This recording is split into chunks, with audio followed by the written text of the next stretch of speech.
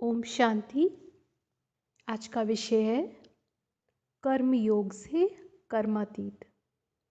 विशेष आज की मुरली के वरदान पर चिंतन करेंगे। बाबा ने कहा, कर्म करते हुए न्यारी प्यारी अवस्था में रहे, हल्केपन की अनुभूति कराने वाले कर्मातीत भव।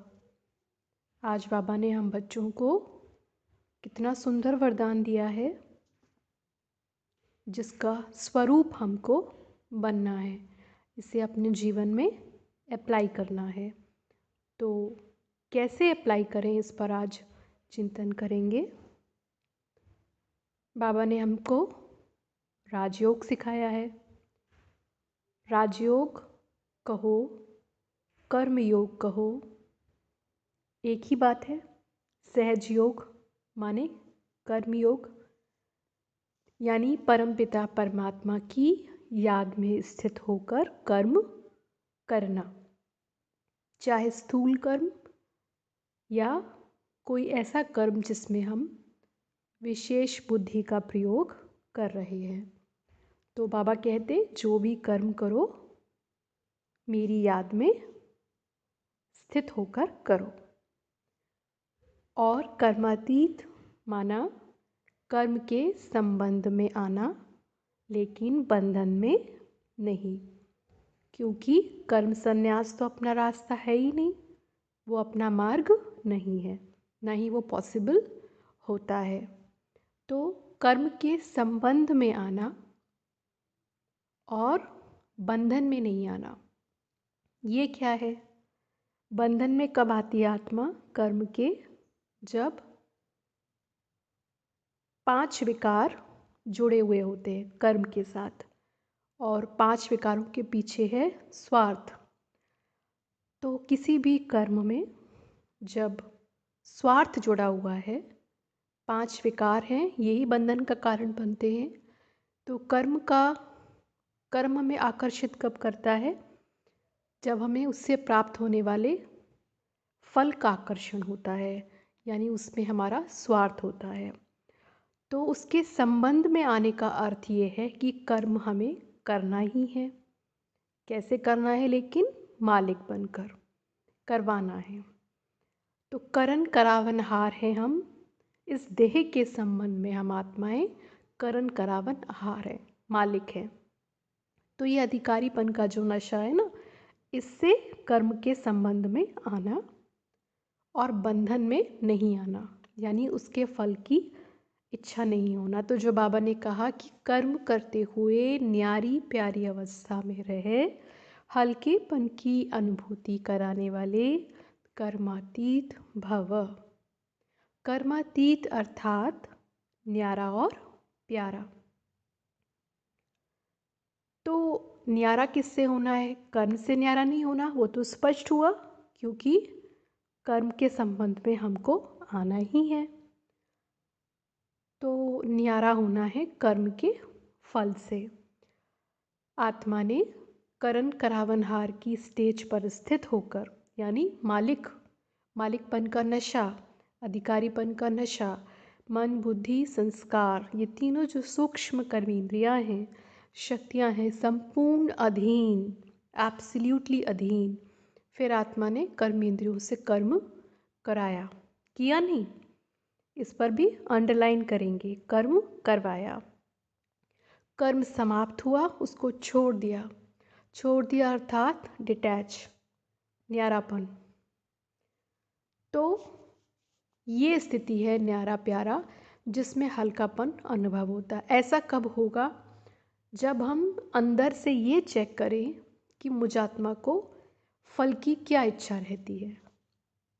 जैसे हम सबका जीवन तो बेहद का जीवन है ना, अलौकिक जीवन है।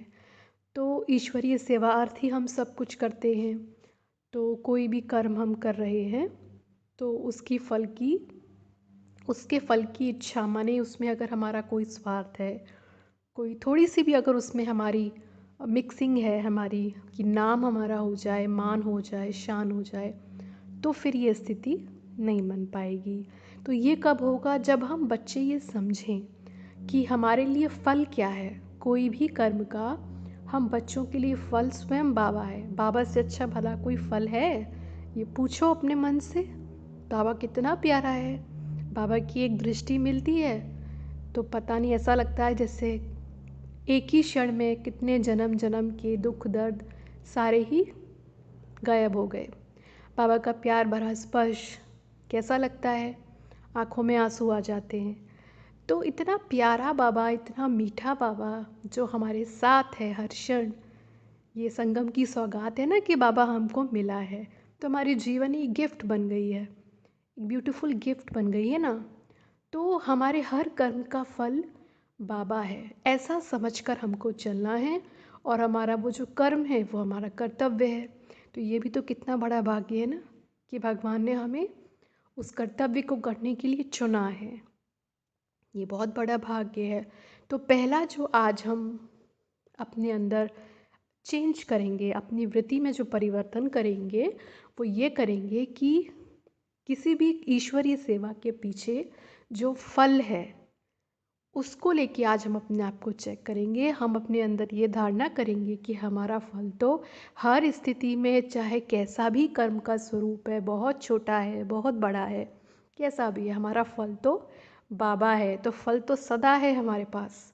हम तो माला माल हैं, सर्व प्राप्तियों से संपन्न। आज कहा ना बाबा ने, जो सर्व प्राप्तियों से संपन्न है वो तो सदा हर्षित है, सदा खुश है, सुखी है, खुश नसीब है। कितनी बड़ी बात है। तो क्या चाहिए?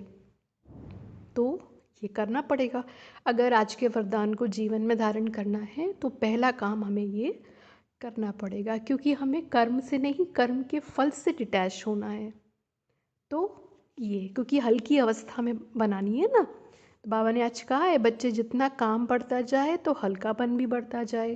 तो ये तो करना पड़ेगा।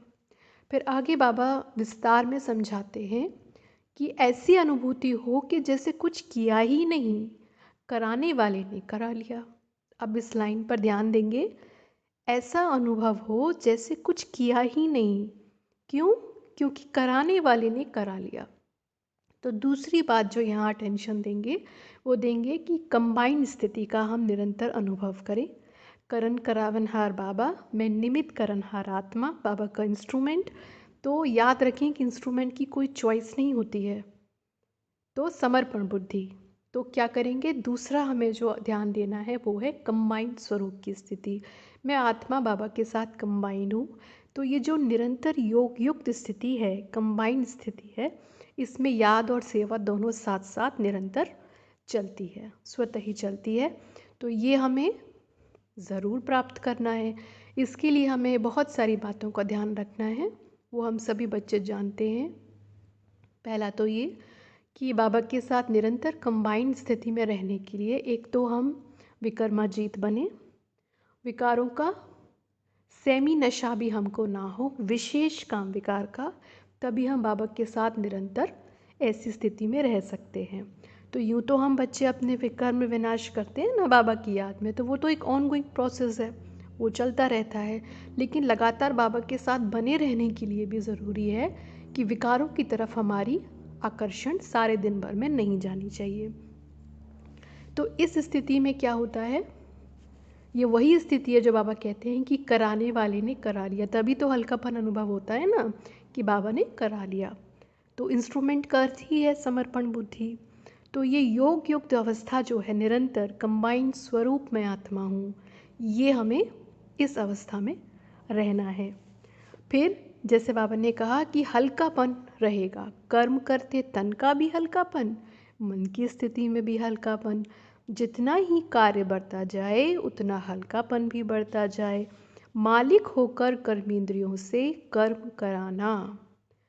तो तीसरा टेंशन क्या है कि देह के संबंध में मैं आत्मा करण करावनहार हूँ, यानी ये जो मालिकपन का जो नशा है, जो स्वराज्य अधिकारी स्थिति है, इसका हमें बहुत बहुत अभ्यास बढ़ाते चलना है। कोई भी शक्ति ऐसी ना हो जो मालिक के ऑर्डर पर ना चले, या मालिक ने ऑर्डर किया तो तुरंत हाजिर नहीं हो रही है।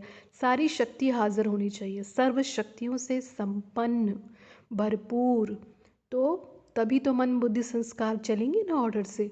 तो इस तीसरी बात यह है जिस पर हमें विशेष ध्यान देना है इस वरदान को धारण करने के लिए, कि मैं आत्मा करण करावनहार हूँ, कर्मेंद्रियों से कर्म करवाने वाली, तो मन बुद्धि संस्कार संपूर्ण अधीन, ये लक्ष्य है हमारा पुरुषार्थ का। और संकल्प में भी हल्केपन का अनुभव करना, यही कर्मातीत बनना है। संकल्प में अनुभव कब होगा हल्केपन का? जब हम अपना मन भी बाबा को दे देंगे ना, निरसंकल्प स्थिति का अभ्यास करेंगे। तो निरसंकल्प अवस्था कोई जड़ अवस्था थोड़ी ना है। इस अवस्था में क्या है कि हम संकल्प जो हैं वो थोड़े होते हैं, लेकिन धीमी गति वाले होते हैं, पॉजिटिव होते हैं, शक्तिशाली होते हैं। यानी बाबा हमारा ध्यान खिंचवा रहे हैं कि हमें शुद्ध श्रेष्ठ संकल्पों के स्टॉक को भी जमा करना है। ये हमारी सेफ्टी का साधन बनता है ना। तो श्रेष्ठ संकल्प, शुद्ध संकल्प, समर्थ, शक्तिशाली, ऊंचे संकल्प, हाई वाइब्रेशन वाले जो थॉट्स हैं उनका हमें अपने अंदर स्टॉक जमा करना है। तो ये है कर्मातीत बनना। तो इस वरदान को अप्लाई करने के लिए हम बच्चों को बहुत सारी बातों का ध्यान रखना है, जैसे जो चीज़ें बाबा ने बताई हैं कि पर चिंतन, पर दर्शन, व्यर्थ समय गंवाना, व्यर्थ देखना, सुनना, बोलना, इन सब चीज़ों से हम समझें हमारा बहुत नुकसान होता है। क्या अपनी शक्तियों को गंवाना बुद्धिमानी है? नहीं है। तो फिर हम ऐसा क्यों करते हैं? तो हम अपनी शक्तियों को, अपने समय को, अपने सर्व खजानों की बचत करें। एक बार बाबा ने कहा था ना मुरली में कि बजट बनाओ, बचत करो अपने खजानों की। सभी खजाने अनमोल हैं, उसमें विशेष समय और संकल्प बहुत ही अनमोल खजाना है। तो हम बच्चे उसकी बचत करें, सेविंग करें, संकल्प शक्ति का मिसयूज़ नहीं करें, इस पर विशेष अटेंशन दें। ये बहुत इम्पॉर्टेंट है। संकल्प से ही तो होता है ना सब कुछ। तो संकल्प पर बहुत ध्यान देना है। ऐसे नहीं कि बस खर्च कर दिया, ऐसी वेस्ट कर दिया, नहीं। एक संकल्प, आपकी शुभ भावना का एक संकल्प क्या नहीं कर सकता है? आप सोच भी नहीं सकते, जादू कर सकता है, चमत्कार कर सकता है। लेकिन तब करेगा ना जब हम उसको सेविंग करेंगे, उसकी बचत करेंगे ना, उसको शक्तिशाली बनाएंगे। तो अच्छा सोचें, हम समर्थ सोचें सबके लिए। तो ये बहुत ज़रूरी है। तो हर प्रकार के जो भी परहेज़, जो प्रिकॉशंस हमें बाबा ने बताए हैं वो हमें ध्यान में रखने हैं, तभी हम इस वरदान को धारण कर पाएंगे। ओम शांति।